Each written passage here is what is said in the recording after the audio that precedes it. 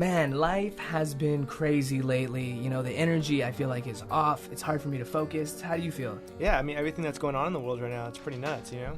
Well, good thing we have a guest in today that can help maybe shed some light on this. So welcome to Sus, Share Your Scare, where we talk to different people and hear their stories on survival, paranormal, and all things sus. I'm your host, Brennen Taylor, and I'm here with my brother, Jake. What's up? And today we have a very, very super exciting guest who I have personally known for maybe 8 or 9 months. She's an author, a psychotherapist, intuitive healer, and so much more. This is Carolyn Coleridge. Yes, I'm so excited to be here. Thanks for having me. Of course, thank you so much for coming. I know we talked about this in class a long time ago, and it was barely coming into fruition, so thank you for being here and sticking through it this whole time. No, this is awesome. It's perfect timing, too, because the universe is really speaking to us now. Oh, yes, it is, and I have some questions about the universe. So why are we feeling like this? I feel like you're the greatest person to ask on something like this. Do you feel that way, too, or...? Yeah, it's a crazy time. There's really like a Control-Alt-Delete going on the planet, and there's a lot of shifts going on. So I really believe coronavirus, or corona means crown, and it's a Latin word from crown, and crown is the crown chakra is opening. And then the third eye is opening too, because we're all supposed to be going into the Aquarian age. We were in the Piscean age, but we're going to the Aquarian age, which is a time of creativity. This is a time of doing your own thing, listening to your own soul, and moving forward. So you got to break everything down as an artist. You got to create, get rid of everything, scratch it down, and then it's rebuilding. So governments are rebuilding, healthcare is rebuilding, school systems, like everyone's seeing things differently. So this is a time, and also we're all inside. It's a great time to go within and to start meditating, to start reading books that you want to, read about, opening up to what's really happening. And when you're watching the TV, there's a lot of fear on there, right? And the fear is the third eye, like what we see, they call it television, like telling a vision, and programming, like they're programming us with all this fear, and fear can make you more sick. So then also we have these masks on, and that's covering the throat chakra. So the throat, the third eye, and the crown are all being rattled worldwide. So as we use the upper chakras, which means wheel, which is a Sanskrit word for wheel, and means our downloads from spirit, we're all opening up and saying, wait, we're in the Aquarian age. This is the time when we're supposed to create from our hearts and not from our minds. So, on earth and heart, there's the same letters spelled around. So we're creating from our hearts this time. So it's really kind of cool. That's an amazing explanation. Yeah. What would you say to someone that doesn't know much about meditation and how it can affect their lives? I try to preach it in all my videos and all my social medias. I try to preach that I'm meditating and how good it is for you. But I feel like I can only explain it so much. Mm-hmm. How would a professional like yourself explain meditation? Yeah, so meditation really is going within and getting quiet. So as I'm a psychotherapist and I'm an intuitive too. So what happens is that when I work in mental health, when people are overwhelmed with depression or anxiety, their mind's just racing. Depression is really closed down. Anxiety is really going, really at a high speed. So when you quiet your mind and stay in the present, what happens is that mindfully, your mind starts to recharge. It's like a Control-Alt-Delete for the mind. You start to taking your breath. Your breath represents your spirit. And every time you breathe in meditation, you're recalibrating your body to have your spirit come in. Depression is feeling sadness, pain from the past. Anxiety is feelings and nervousness and things that come in the future. So mindfulness brings you back to the present. So that's why so many meditation centers are opening up when we're all on our phones, we're all being distracted by other things and iPads and everything else, which is great because we're all able to communicate, but then we need to kind of reset. So meditation is really quieting. Sometimes it's saying it's like listening to the universe, and praying is like asking the universe. So it's like a yin and the yang. There's always a balance on the earth plane, the yin and the yang, the male and the female, the sun and the moon, the earth and the heavens. There's always a balance because that makes us grow. 100%. And you said you're an intuitive. Yeah. I feel like I'm just firing off these questions at you, but what is an intuitive? For people listening that don't know what an intuitive is, what is that? Okay, yeah. I guess the non-political word is like a psychic. So psychic means of the soul, and psyche means of the mind. So I kind of do both. I help the souls and the minds work together. So an intuitive is somebody who uses their sensory system, their energy system, their spirit system to tune in to what's going on. They feel like they tune in things through a frequency. So it's almost like using your gut instincts, using your insight, your inner mind. And the language of spirit is intuition. So when you're using your intuition, you're working with the spirit world. So you're working again with that energy that comes down from the other side and says, what am I here for? What's my purpose? What do I feel drawn to? What do I feel called to? When you get chills, that's your spirit. When you feel the hair on the back of your neck stands up. When you go to a scary place and you're like, oh my God, there's something weird in here. You're probably right, because you're picking up frequencies. So it's about really connecting to your own intuition, is listening to an intuitive, helps the people, guide people to listen to their own soul, their own spirit that's right within you. Yeah. So on that topic, was that something that you've always known, or is that something that you've always wanted to do? Right. How did it happen? Yeah, absolutely not. Thank you for asking that. So as a therapist, I was studying at Columbia, becoming a social worker, and I just started to see ghosts all the time. So I would see ghosts. They would just start rattling my bed. They would knock. Really see them. I would see them just like you. I'd wake up. Usually when I woke up in the middle of the night, because I could feel them around, and I would see them. They look like a physical people, and they would really scare me. I was like, what the hell? Why is this happening? So my mother's a science teacher, but she had mediumship experiences her whole life. So she was always seeing ghosts, always hearing messages, always doing that.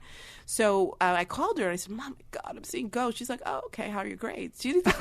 So she thought nothing of it. And I was terrified. I was like, oh, this is really scary, because they look solid, and they were asking me questions. I was doing afterlife therapy. I was studying to be a therapist, and they were asking questions. And I didn't know what to do with it. So I went to a reader, and she's like, oh, you're supposed to incorporate spirituality and mental health. I said, no way. If you say you're hearing things and seeing things, you're considered psychotic. I'm going to get kicked out of Columbia and have all this. No way. I'm not going to do both. But my mother was like, well, it's, it's a normal part of who and what you are. And then she called to my grandmother. She goes, Ma, oh, she's like us. She goes, oh, that's nice. How are her grades? They normalized it. So my grandmother was the same way. So it's just, so as that started happening over and over, I went to a psychic, and she said, you're supposed to do both. And then I just started meditating and quieting my mind. And then I was able to kind of communicate with them. Now, this took a long process. It took me years to kind of do it out there professionally. I trained at the Edgar Cayce Institute. I trained at a spiritualist church. I'm in New York City, so things are very people in New York are very direct. So fast-paced. Yeah, exactly. Yeah. So it's if you're really seeing something crazy, they'll let you know, right? So I started doing, all these different things and going to centers, and there were other people that were doing it, opening it up, and then I helped to normalize it. And then I would just pick up things about people, like my clients. I would see lights around them, and then I would hear things within my mind's eye, and I say, oh, are you having a hard time with your father? She goes, oh, they start crying. They said, oh my God, my father left, and da-da-da. How did you know? I said, I don't know. I just kind of looked on the chart, lie. I would actually, see it or hear it and feel it, and then I really helped therapy go quicker. Wow. So it really helped people to kind of open up, to kind of be aware, and to move forward, because they're souls too. So when you work in mental health, if you're both souls, you're talking soul to soul, you go deeper quicker, because we're all here to kind of learn and grow. If you learn that premise, then when things are really tragic or, horrible, you're like, oh, this was a lesson. What was the lesson? And so, that really helped me. So I think my mother, the fact that she was a science teacher, and the fact that she was a not therapist, she was a psychic, it really normalized it. So it helped. So yeah, awesome. So wait, sorry. From the the research I've done, you said that it started around 28, which has to do with the Saturn return, absolutely. Correct? Yep. Which is crazy, because I'm 27 right now, so I was doing a little research, the 27 Club, where all people die, and I thought it was crazy, because I kind of feel in a low some days. What I'm doing with my life, how am I going to create my own name and do my own thing for the future. And after hearing about that, when you turn to 28, it's something new, and I thought that was really crazy. Yes, it's right on point, and that's the perfect time. Welcome to the 27. Not that one, hopefully. Not that one, right? Yeah, not inviting you to that one, but it is interesting that all those rock stars, Kurt Cobain and Jimmy Morrison and Jimi Hendrix and Diane, they all died around 27, because I feel this is my theory, because I talk about that quite often, is that there was so much going on. They were famous, but they still had their own demons to deal with. So 28 is like a clock. So we're souls here to grow and learn. So you think at age 7, kids are more aware, 7-year cycles. 7 more years is age 14, and 14 is when you go to high school. 7 more years is 21, and that's adulthood. And then 7 more years, your clock goes up to the top. That's your Saturn return. And it really hits at 29.5, but you feel the shadow around 27, 28, 29. And it's you go to your heart, though. You go down to your heart and say, what does my heart want to do? Not society or parents or other people think this is what I'm supposed to do. So in my heart, I love metaphysics. I love spirituality. But I didn't feel like I could incorporate it. So that's why I started asking universe, well, what do I do? So if you want to know the next step, just say, what does my heart really want to do? And then the universe will meet you to help you fulfill your mission and your contracts. So we all have contracts here. So if you want to like run or write or whatever, you just go with that. And you're like, how do I do it? And it's usually the world, it doesn't show you how to do it. When you're creating something, there's never a script. You just got to create. So again, it's the time of the creator till this makes sense. So usually it's relationships, health, life, purpose, where am I going? So it's a good time like to meditate and to go within, take them to class. Yeah, you have to. Yeah. Definitely. I have a question on that. So you say ask yourself a lot. You say that. So like, how do you know when you're asking yourself something? And because like for me a lot, this happens. I ask myself a question that I want to get an answer to. And sometimes I'll get something, but how do I know that like I'm not putting that into my own head, you know what I mean? Like where it's not my spirit, but like my mind, my monkey mind creating this answer for me. Like how can I know I can trust it? Yeah, that's a great question. It's the number one question people have. Because we thought to think about our intellect and not our intuition, which is our spirit. So we have to practice.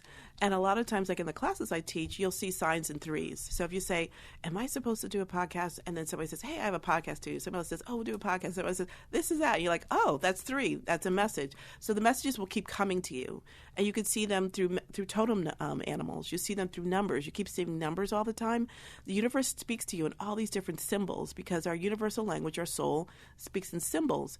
So when you keep asking, you say, wait, I'm not sure. Is that my mind or is that my spirit? And then it'll give you another message. So, yeah, go back and forth. Just keep dialoguing. So it's like you're going back and forth with the spirit because it's a new language that we're learning. That's crazy. I see hawks a lot. What is that? Nice. Yeah, we always sing hawks. Me and my whole family, like constantly. We literally one time went to Florida, and by the grace of God, I don't know how this happened, but we literally saw like there was like a nest of them. We saw like 50, 60 in the air at one time. It was like Hawk Week or something. Yeah, and I swear they're all in one area. And it was leading up to this because we would see hawks everywhere all the time, and then we go to Florida and we see literally like 50 or 60 at once. That's amazing. So what does that mean? Hawks are one of the highest messages. That's looking at life from a higher perspective. Because hawks do that 8 when they fly, the 8, and that's like what goes around comes around. That's also about what we do from above, we come to the earth, like up and down, And hawks are like looking at you from a higher perspective. So that means that you got to look at your life from the way the universe or God looks at you, not just for the way you look at you. And it may be like a whole family thing or something, but it's a very high totem. As we call them totem animals, as Native Americans use those terms, totem animals. So a hawk is, what is your highest purpose for yourself? And then to reconnect to the divine, the corona, the crown, and say, well, what are the messages I'm getting in? And then show me again, and then keep asking that. But that's a really, really high totem. Wow. We didn't even think about it that way. We just thought, whoa, we're kind of lucky. We're seeing a bunch of hawks right now. I feel like we haven't seen hawks up until like maybe a year ago. Yeah. Like it just kind of started. Did things change a year ago? Did you guys decide to do something different? Or I guess we tried. Yeah, we switched up our videos and they were doing really well. We switched up everything kind of in a way, and it was doing really well. So we didn't really think like, oh, is this like telling us something? You know what I mean? Yeah. But now I'm thinking of things in a different light. But I feel like the universe wants something larger for you because with a hawk comes in, it's like something larger than you expect it. Because the hawk it sees an object that goes really fast to get it, to grab it, and that means that something may come very quickly. It also may mean that there's a higher perspective that you're not seeing. So it's like you might have asked, like, what am I here to do? And then you see the hawks, you're like, okay, I got to connect and make a contract with the universe. So maybe that's why you came to the classes and stuff like that. Yeah, maybe, because that is when I started around that time. And let me ask you, so if you ask for something, like, and you maybe miss this opportunity, you miss this sign, like, is it too late? You know what I mean? Like, I know they say opportunities come once in a lifetime, and I'm not talking about like a business opportunity like that, but like, say you just weren't paying attention enough, like, and you missed your sign and you keep missing your signs. Like, how do you overcome something like that? Yeah, it's just like we all have contracts that we come here for. So we have contracts with relationships, with people, with jobs. We have global contracts. We have contracts with the earth. We have genetic, culture. And usually, they'll keep coming until you're ready. Sometimes we miss them. Like if there's a relationship and it's like, oh, they got married or something happened. Right. Sometimes we miss them. But then other times, they'll keep coming up if you haven't finished it. So you can just keep asking. And that's what the Aquarian age is about. It's like us becoming co-creators and say, okay, what's next? What's my next project? How do I want to create something? Oh, I missed that. And then they'll give you something else. You got to look at the universe as like an ocean. It has so many opportunities. and things that we cannot even imagine will be there. Right. So we can take from the ocean. There's still plenty for everyone else. So it could be something else that we haven't even thought about. But yeah, people miss things sometimes, but then there's something else being always presented. There's always something new. That's true. Just like the cosmos, how the cosmos keep opening and changing. Exactly. Like I was like looking at properties and I missed out on a couple that I really wanted, but my mom always tells me, you know, maybe the universe didn't want you to have this. You know, it wasn't meant to be. So like Mom knows. Exactly. Shout out to my mom. Absolutely. What's rejection is God's protection. Hey, look at that. Oh, I like it. that. I love that you have so many different acronyms and stuff. Maybe you could talk about the one that you have for spirit, because I know you mentioned it in class and I love it, so I want everyone else to hear it. Yeah, so working in mental health, a lot of people, I would talk about their spirit because we're all souls, and a lot of times they didn't understand it. So I said, how can I make the spirit seem functional? Like, how does it function? So S. Synchronicity and signs. So the spirit will also give you signs constantly, usually come in threes, and a little bit more if you don't, like if you miss it, or give you a knock on the head. And then also you get synchronicities, like you meet somebody at the right place at the right time, or you meet this, or you get this, interview, or whatever it may happen. So that's S. P is purpose. Whatever your soul's here to do, the spirit is your guiding force. So what's your purpose is what you're passionate about. So you're passionate about like teaching. I was passionate about spirituality and mental health. I didn't think I could incorporate it. The spirit knew better than me. So what your purpose is what you're passionate about. What your passion is what your purpose is. So we go, what are my purpose? What are you passionate about? The I is the intuition. So the spirit language, like I mentioned before, is intuition. And the other I is the intelligence. So the spirit is more intelligent than us. If they can create animals and body systems and planets and universes, why not? I want to tap into that, the person who is creating that, because they have a higher purpose for you. So the intelligence is like, it knows better than I do. So then I kind of say, well, what's my next step? I have an idea and let's work together. R is your spirit's very sacred. So you have to renew and rejuvenate it. You can do that through smudging, which I love smudging, using sage. Mm-hmm. That really clears your spirit. And what I like smudging is because a lot of times we get so drained and burnt out and dead tired and exhausted. And these are elements. So burnout is fire. We need more fire. Drained is water. Dead, tired is earth. And exhausted is air. So smudging is that when you use a sage bowl and you start smudging, it has the fire. It's created from earth. You light it, and then it has water to put it out, and then the air is the wind. So all the elements are in smudging, so it really helps us as souls to recreate. So that's the renew and rejuvenate. Going to nature helps rejuvenate yourself. Then the other I is inspirational. Anything that inspires you is your spirit. So if you feel like, I want to sing or I want to do that, then you go with that world. You follow the energy that leads you, okay? So anything that inspires you is part of your spirit path usually. And then the other I is insight. You usually have more insight in your gifts than anyone else that, has to do the same thing. So as a therapist, I use my intuition. So that's like my gifts. I'm more insightful with therapy. I have a different way. So your gifts always gives you different insights. And then the T, you got to trust what you get, and it's always truthful. So that's like a way to kind of know the spirit as a functional part of who we are. Right. That is crazy. So is everyone has intuition, right? Yeah. Can we all develop it into something like the I'm going to say the power. I feel like it's the power that you have. Can Jake and I develop this? Can anyone listening develop the same intuition? 100%. Yeah, because we're all spirits, so that's our language. We just have forgotten. It's been eons before we made those contracts. It's just so long ago.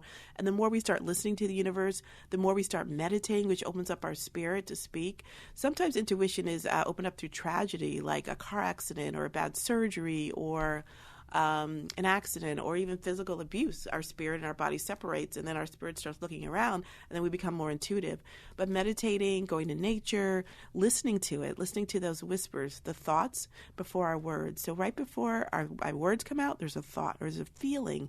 Check with that. Check with your body. Intuition is through your body. Your heart may drop when you feel something. Your stomach may feel sick. You go into a weird house. You're like, oh, there's something weird. Mm-hmm. That's your intuition. The hair on the back of your neck. Your third eye may feel uncomfortable when you're around somebody that's like up to something. You're like, I'm getting a headache, So we can develop it different ways. And some people can be, opera singers, and some people can sing karaoke, but everyone has it, everyone has it, and they can absolutely develop it. And this is the time to develop. That's why we were quarantined. Quarantine is 40 days. 40 days and 40 nights when Christ, if you believe in, the Christ energy, when he opened up to the higher realm, he went to the, to the desert, and he started, communing with himself, with his higher self, with the divine, and we're in the quarantine. So, and our crown's opening. So this is our time to go within and to become our own evolved beings. And by the way, the word Christ means crown. Corona means crown. Wow. It's all right there. That really makes you think. And is all of this in your books? Like, if people listening don't know, she has 2 books out, right? Yeah. Honor Your Spirit and Soul Wisdom. They're available on Amazon. Yeah. And like, I know in one of them, because you read them in class, it has like a lot of like poetry, right? Oh, yeah. Like you do like poetry stuff. Yeah. Were you always into poetry, or? I did when I was little, and that's a great question, because when I was little, what you want to figure out your purpose too, because you're 27. Yeah. Like, what would I want to do when I was little before I had heard family or society or this? So that's one of the ways you find your purpose. So when I was little, I used to write little poems, and little Dr. Seuss type poems. They were really cool.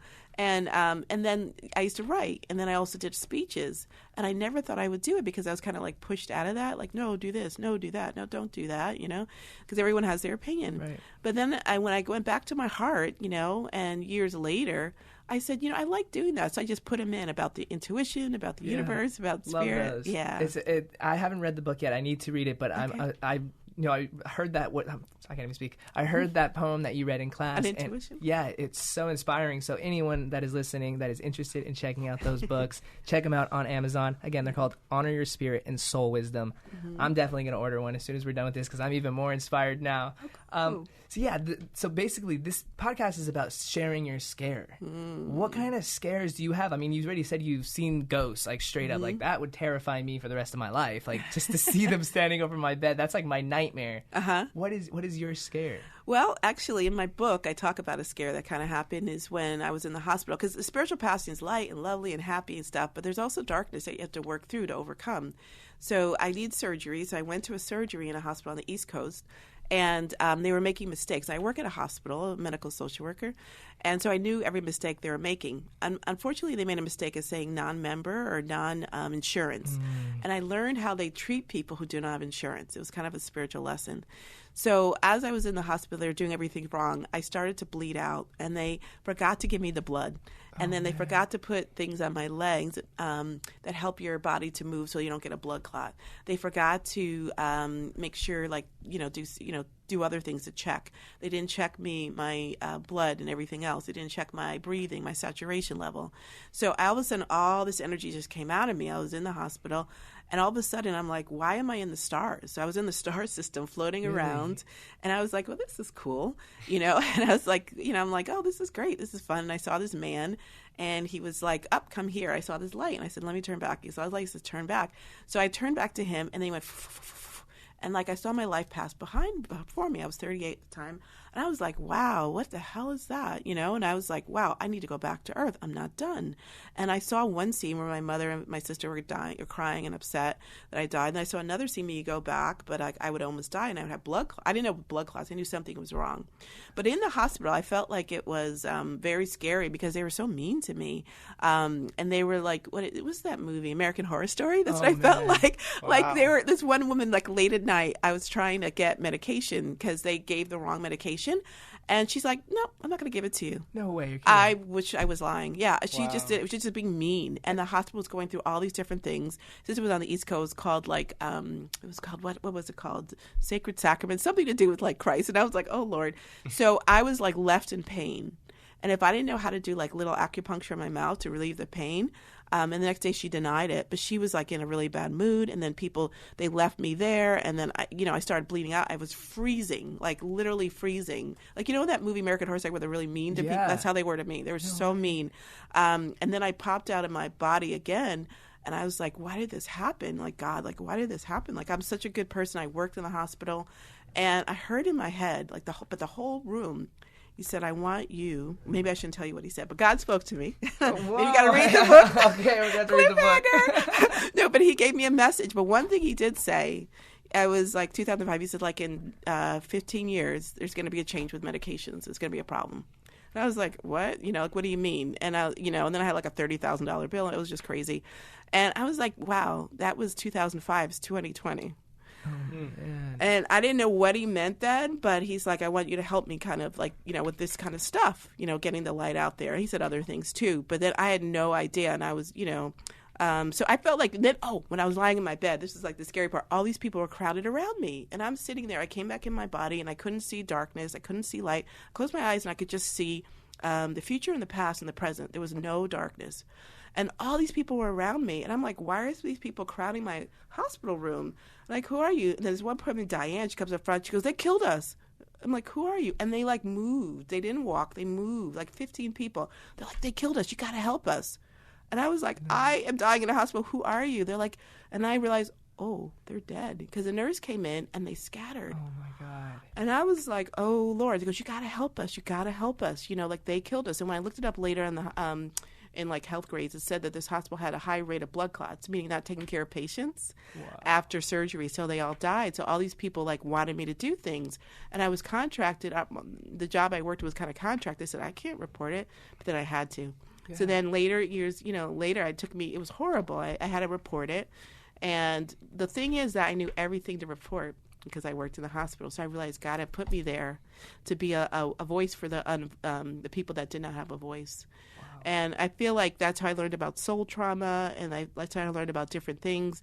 And at the time, when I was in the bed, when the nurse came back, and she's like, oh, my God, I was like, and she's like, she can't breathe. So I wrote about it. I can't breathe. Wow. And look what's going on right now. It's so interesting. God. This happened, 2005. And my saturation now is 50%. I should have had brain damage. You have 3 blood clots. They could have given me a stroke, a heart attack. And I just feel like that God put me in those positions so I could, help other people down the line. And I was like, after I heard the voice, and I could still, hear the voice at times, I said, next time, send me an email, a Gmail. Right? Don't kill me. Oh, my God. Yeah. So when you came back, did they say, like, you died? Did they say that? They lied. No, they just said, oh, my God, our saturation levels. No, but I was freezing. No, they didn't. And they tried to cover it up. Yeah. Dang. So when you did die, like, what was it like? Was it like you were in, like, seeing the stars and stuff, was it like a dream? Was that what it was like? Or I guess I should clarify. Actually, I was dying. I didn't actually die. I was dying. So that's why my fat saturation was down to 50%. So I couldn't breathe. So I wasn't really dead. I felt like, like you were just floating. It felt just free.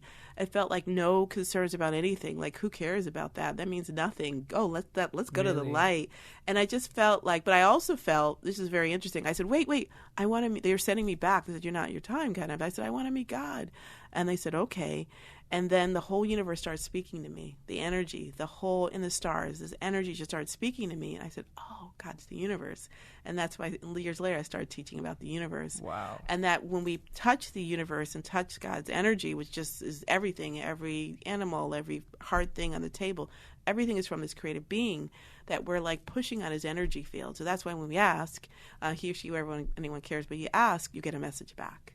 Because we're his children. Yeah. So, and I knew that I had to help his other children that were in the hospital, and that I would be aware enough to know that. And I knew that when I came and there was no time, there's really no time.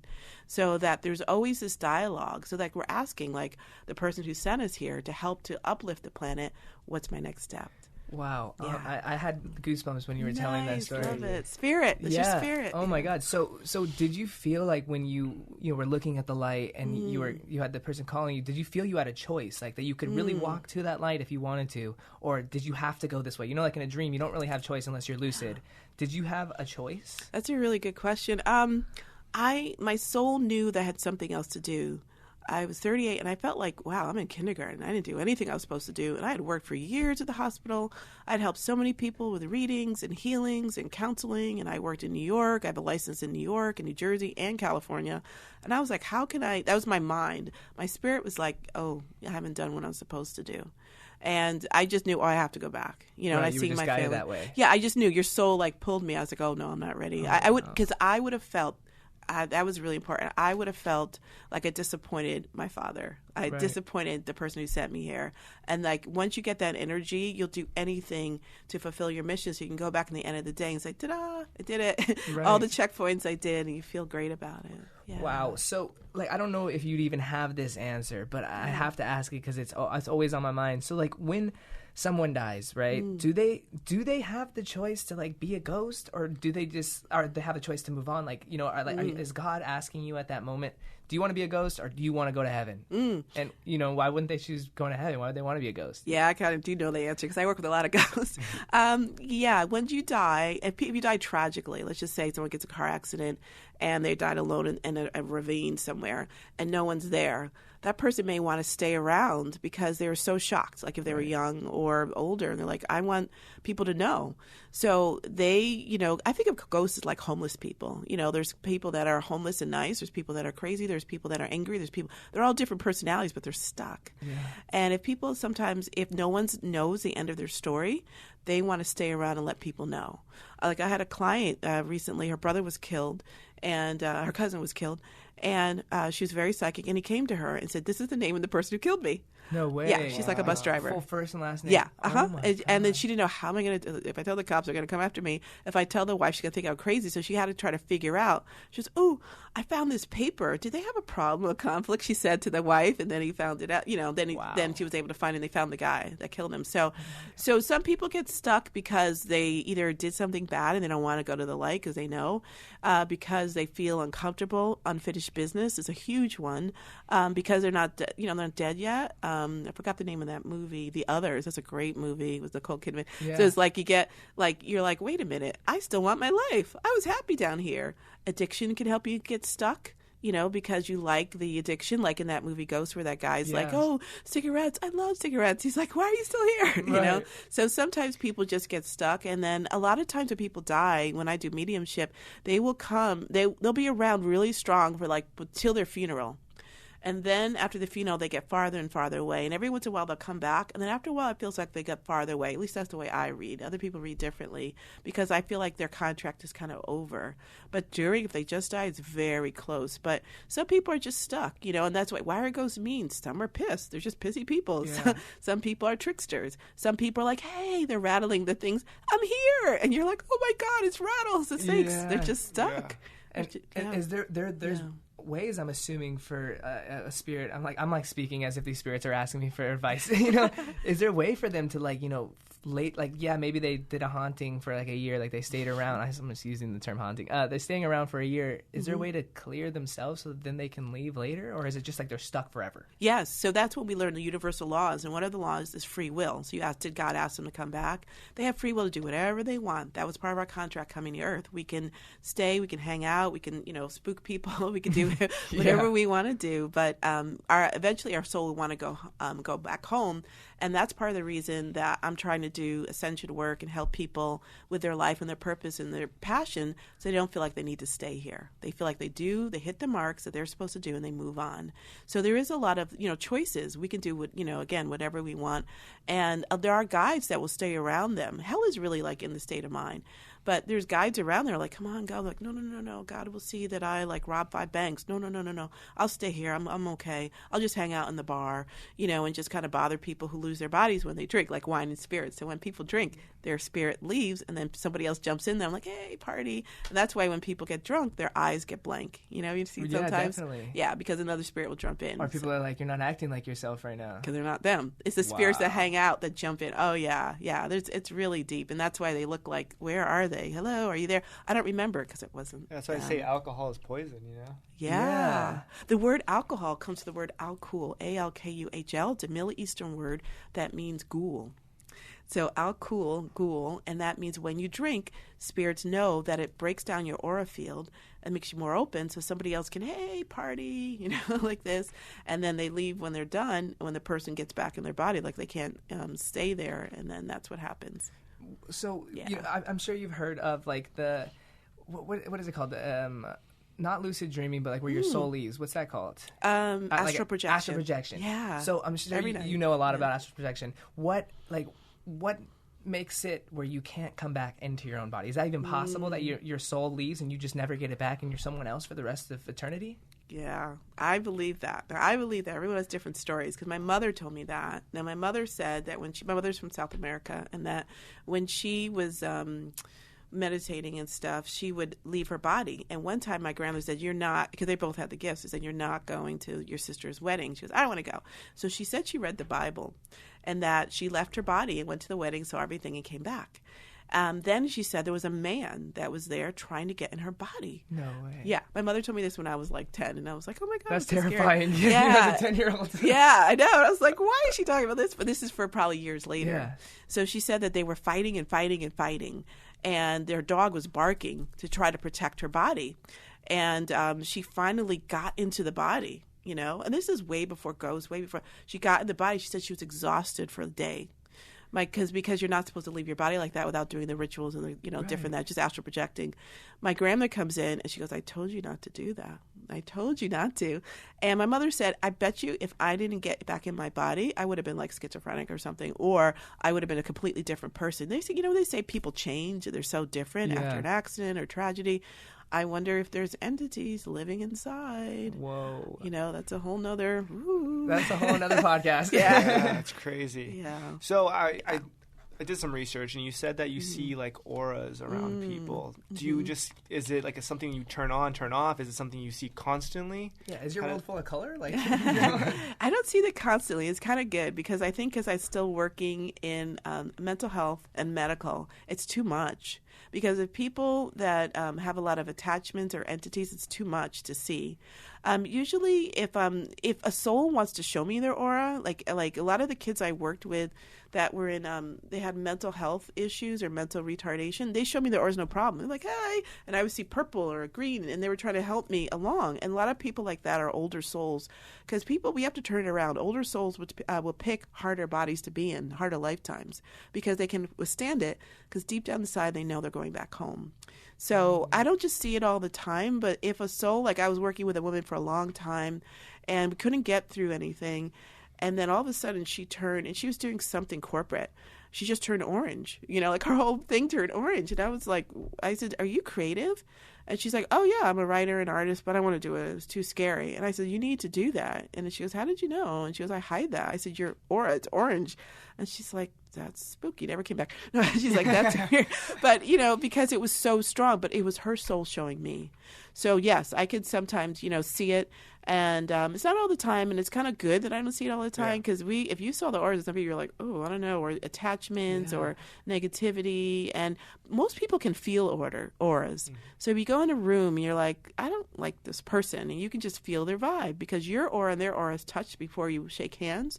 They touch and they communicate.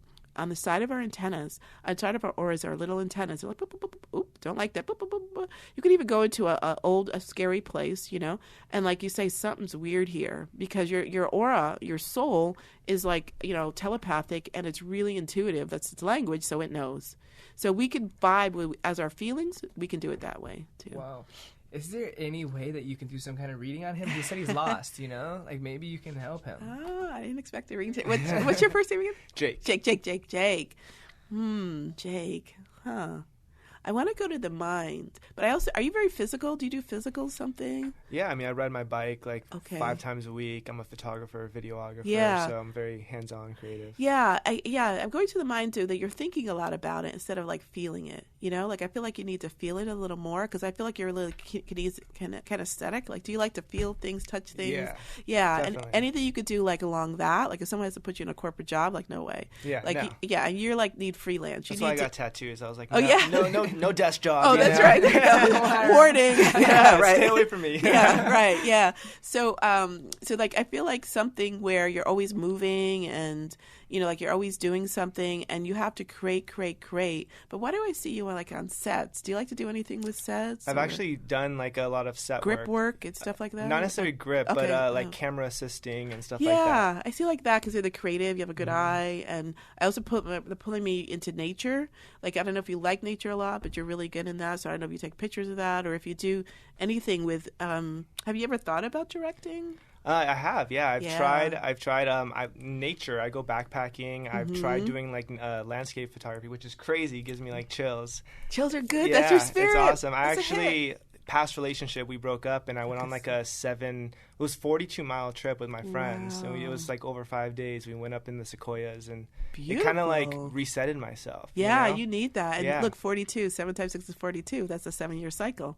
So yeah, you're there for 42, almost like 2 days after the 40-year cycle. You're like, let me just double check. So you're listening to your spirit then. That's excellent.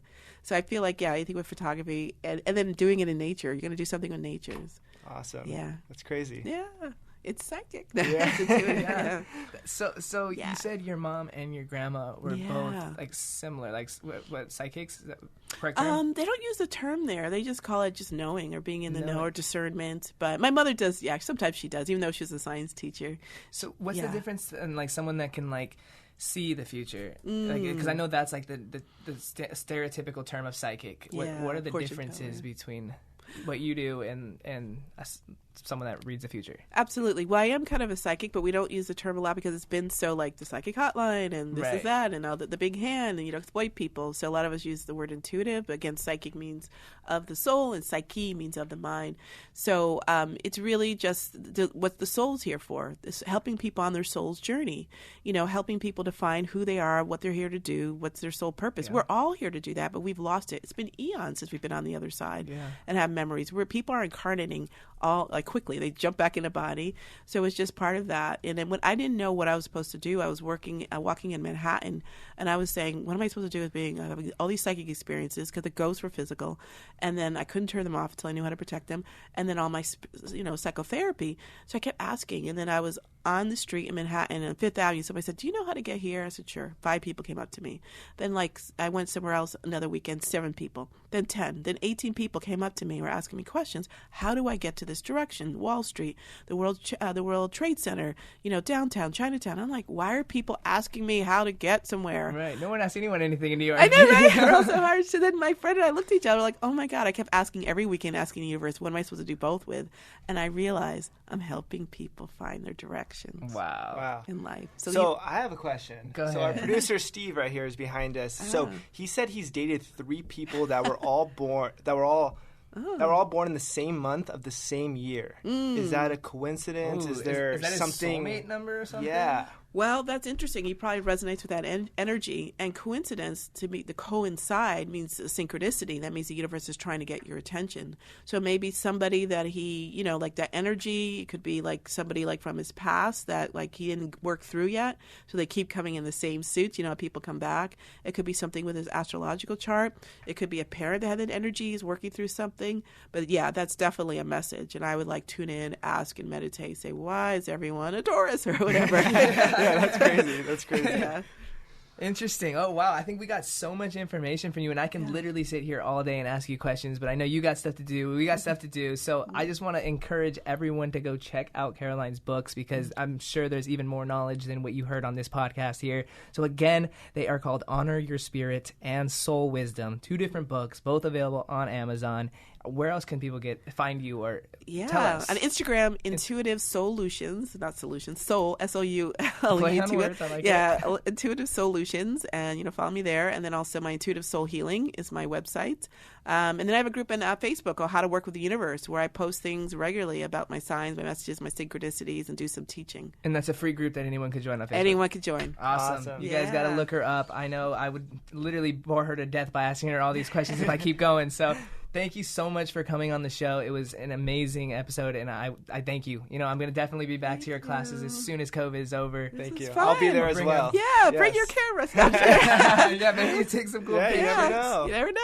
No, you're great. Cool. Thank you guys so much for listening to this episode of Sus Share Your Scare. We do have a hotline number that you guys can call or an email that you can email and send in your own stories. The number is 626-275-8695, or you could email your stories to shareyourscarepod@gmail.com.